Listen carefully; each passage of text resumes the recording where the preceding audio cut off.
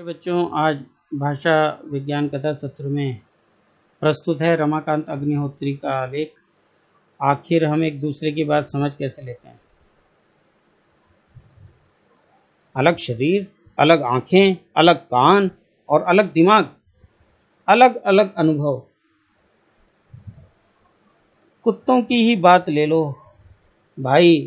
भोपाल में रहने वालों ने तो भोपाल के ही कुत्ते देखे होंगे, और जो हरदा में रहते हैं उन्होंने हरदा के।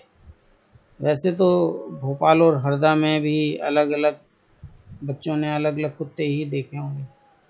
क्या सभी कुत्ते एक जैसे होते हैं?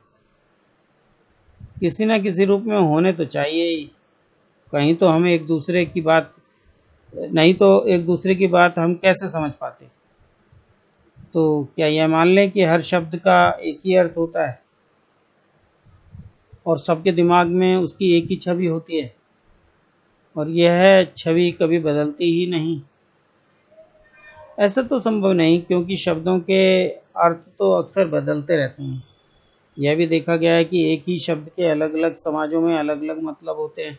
शब्द कोई अर्थ लेकर तो पैदा नहीं होते, हम ही लोग नए शब्द बनाते हैं और उन्हें नए अर्थ देते हैं। माउस शब्द को ही ले लो। जब हम बच्चे थे तो अंग्रेजी पढ़ते समय बताया जाता था कि माउस यानी चूहा।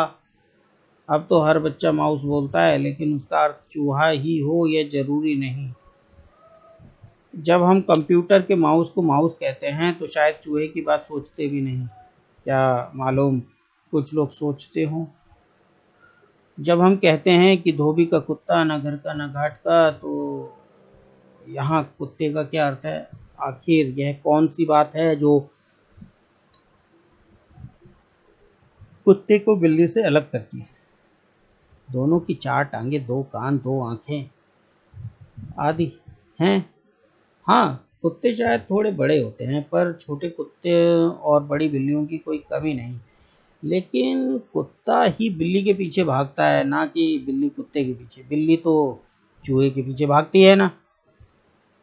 और फिर कुत्ता रास्ता काट जाए तो कोई बात नहीं, बिल्ली रास्ता काट जाए तो सबको लगता है खुदा जाने क्या होने वाला है। होता तो वास्तव में कुछ भी नहीं। हर रास्ता किसी ना किसी बिल्ली का काटा हुआ तो है ही। आखिर जब हम कुत्ता कहते हैं तो हमारे दिमाग में कैसी छवि होती है? खा रहा कुत्ता, सोया कुत्ता, ऊँघता कुत्ता, पेशाब करता कुत्ता, बिल्ली के पीछे भागता कुत्ता। बहुत कठिन सवाल है भाई।